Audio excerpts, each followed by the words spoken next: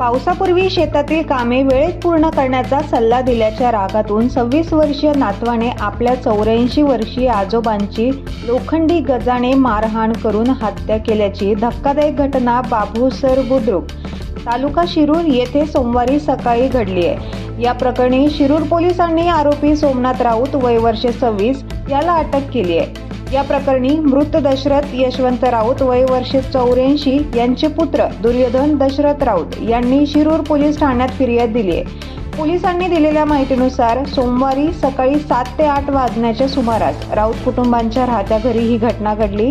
दशरथ राऊत हे नातू सोमनाथ याला शेतातील कामकाजाबाबत सूचना देत होते, मात्र काम सांगितल्याचा राग मनात धरून सोमनाथने लोखंडी गजाने आजोबांच्या डोक्यावर आणि पाठीवर जोरदार प्रहार केले।